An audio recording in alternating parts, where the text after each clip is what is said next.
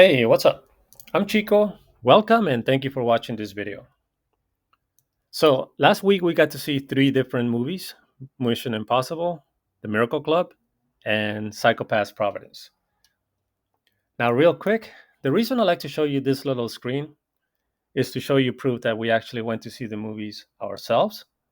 I do realize that my channel is very low quality. I'm not a professional, nor am I well spoken, but I like to think I can at least bring you a genuine description, whether it's reviews, previews, or just commentary on these films from two different people, along with maybe how the audience reacted to the movie themselves.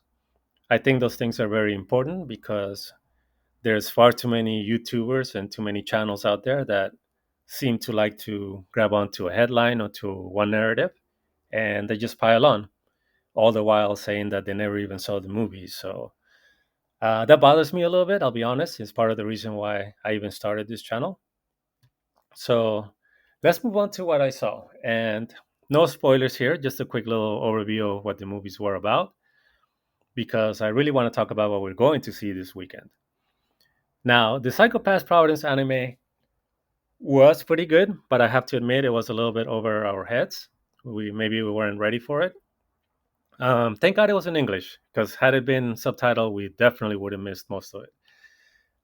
It was more political than we thought it would be, kind of WEF type of vibes where government is trying to implement a system and take over people's lives, and there's a resistance. So it was well done. We love our anime. We've seen plenty during this past 2.5 years, but this one wasn't into our field of what we like. Now, Miracle Club was a little bit better movie, but again, very simple, very the story is good, heartwarming, but nothing really stands out of the movie. Not even Kathy Bates, who was pretty good in it. She was funny. Um, just a quick shout out on what I'm trying to do on this channel here. I like to add movies that haven't been seen or not very well known that we did see at the theater. This movie's not going to make this list, but these movies have something unique, whether it's the story itself or a lesson to be learned or something that is very memorable. That's the reason why they're in this list. And this would have been one had it been better. I can't really recommend it as a can't miss. It was just okay. Now, of course, the big kahuna here was Mission Impossible. Thank God for Tom Cruise. And yeah, I mean, he did it again from Top Gun onto this one. Disclaimer: I did not see any other Mission Impossible. This was my first one and thoroughly enjoyed it. So did Red Zoom. And so did the audience. It was fun. So much action in it, nonstop, with actually a really interesting story, not to mention the characters. Every one of them, good looking, interesting. Whether it was Tom Cruise and Grace, the two main actors, they were very good together.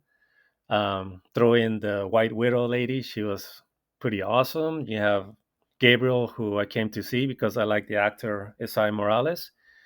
His henchwoman, Paris.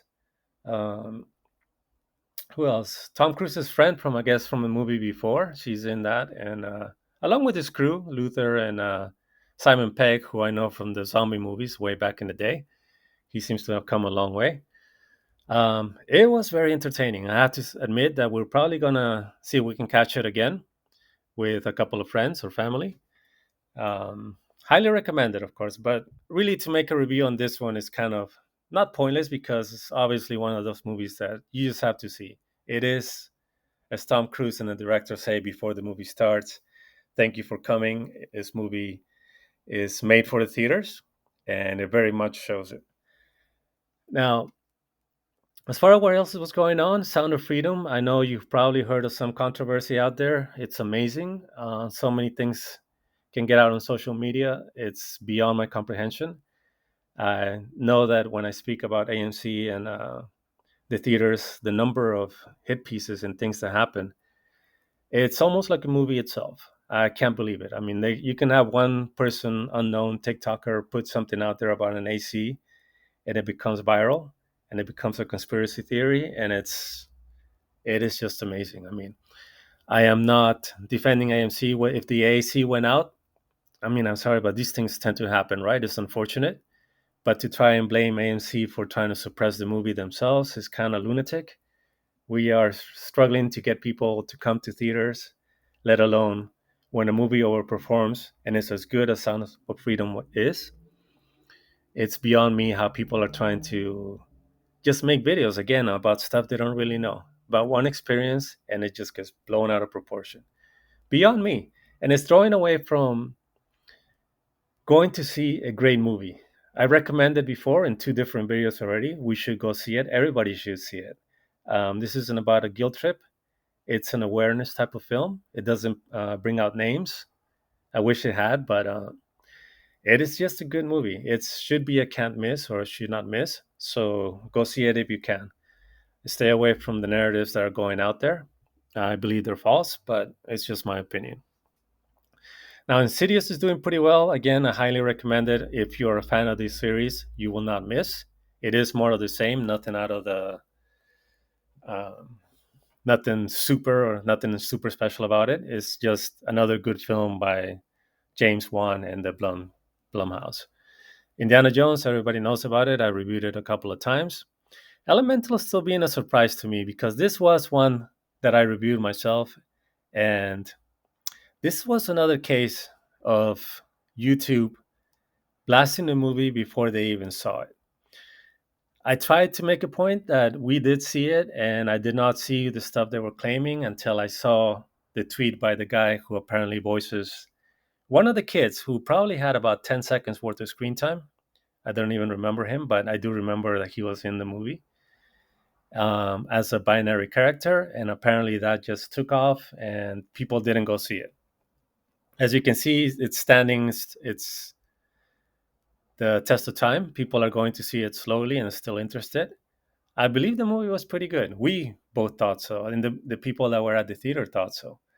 It was just as how polarized we seem to be as a crowd that when we see something, and it's understandable. Let me make it clear. Walt Disney, I've also made it clear in my previous videos how upset I am with them. But I believe Elemental was a little bit better than what people made it out to be. And I think word gets out and people are actually still interested in going to see it. Anyway, Mission Impossible, best movie of the summer so far. And I emphasize that because, yes, it is great, but wait till Oppenheimer. I mean, this thing is just exploding. We want to see it. Um, Let me show you real quick, though. We're also going to go see Barbie. I am really glad that we actually landed tickets. So we're going to go see Barbie and Oppenheimer. I am sure that you've seen all the cool memes that are out there about Barbenheimer. So cool. It's going to be interesting to see who actually wins out, man, because Barbie has picked up a lot of press and a lot of interest. And I mean, I have to admit, I'm skeptical from the very first trailer that came out last year, where she's just a giant person among three little baby girls or something that looked odd, onto the poster that says, Barbie is super everything and Ken is just Ken. I wish they didn't do things like that, but let's see. It's just my opinion or my pre-movie feel. Like, let's see what's going to happen. I am skeptical, but I am going to go see it with an open mind and see if it works out. I really like Margot. I have seen her in other films, including Babylon and another one I can't think of, but I like her. She is a really good actress. So if anybody's going to pull it off, I hope it's her. Let's see what they do. Greta Gerwig is her name. I have not seen movies from her before. If this is good and I like it, I'm interested in seeing the Lady Bird movie. I just looking through her films. Um, we'll see. We'll see. I'm gonna give it a chance. Again, from what I can see, it is not my type of movie. But again, I like to be open minded, and usually I get pleasantly surprised. So we'll see. We will see. I'm not gonna miss it because a lot of people seem to be talking about it. Now, the one I do want to speak about, of course, is going to be Oppenheimer. And this has been advertised for a long time now. Something to bring out that's very important is that Christopher Nolan is a bit advocate for movie going, as I am. I love that. This is what I'm trying to do on this channel, not to forget that experience. So, of course, I'm going to go support him.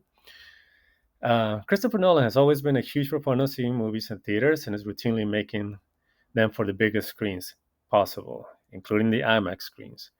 This is why he was mad when Tenet came out during the pandemic, because they decided to release it at the same time on streaming, and it didn't do as well, even though it was a really good movie.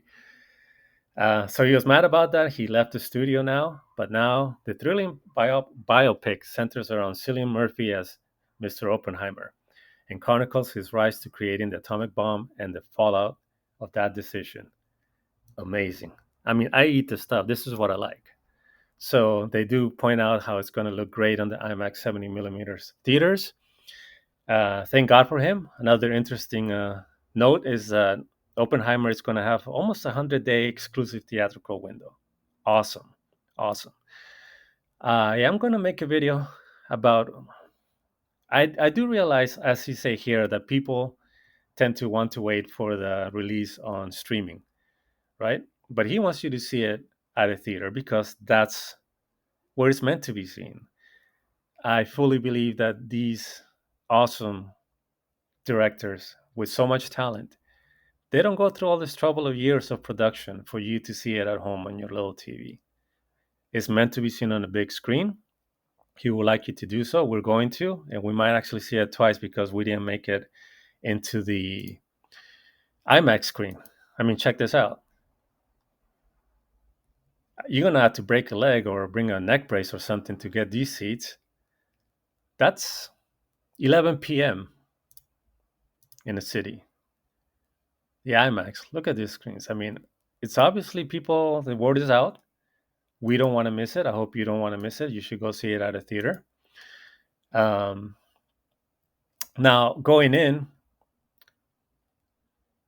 my view on the atomic bomb and nuclear weapons is going to be more on Sarah Connor's team. If you remember her in one of the greatest movies, Terminator 2, remember this scene?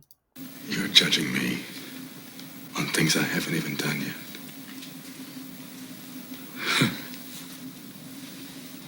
How are we supposed to know? Yeah. Right. How are you supposed to know? Fucking men like you built the hydrogen bomb. Men like you thought it up. I think you're so creative. You don't know what it's like to really create something, to create a life. Feel it growing inside you. All you know how to create is death and destruction. Mom! We need to be a little more constructive here, okay? Remember that scene? I mean, I'm on Team Sarah. That's how I feel about this whole thing. However, I'm also very open-minded, and I would love an explanation of how things went. This movie, We're in a race against the Nazis. excuse me, has been like last year and a half or so. We're starting to see the previews, and the last one that they showed was different. It just looks amazing. I mean, we looked at each other like, "Holy smokes, this looks intense." Look at the cast. Look at the actors. Um, I can see why he wants you to go see it in IMAX. So we're gonna make a point to make it. We won't make it this weekend coming up. We'll try it next weekend if it's not sold out. Um, it will be very interesting for me to see what happened or how it came about and how what the fallout was, as the description says. So yeah, I mean, it's got Florence Pugh, who now I really like after seeing the Good Person movie, along Matt Damon, as you can see. So Christopher Nolan, he is good, and this has to be a can't miss movie. I hope you go see it. I hope you're anxious to see it like we are. And that's it for this video. Where am I at? Almost 15. Too long. Um, Apologies. I am trying to keep them shorter, but there is a lot to say. Again, thank you if you stuck this around this long. Um, I will see you on the next one. If you do like some of the things that I say, please like and subscribe. Help me out. And All right, that's it.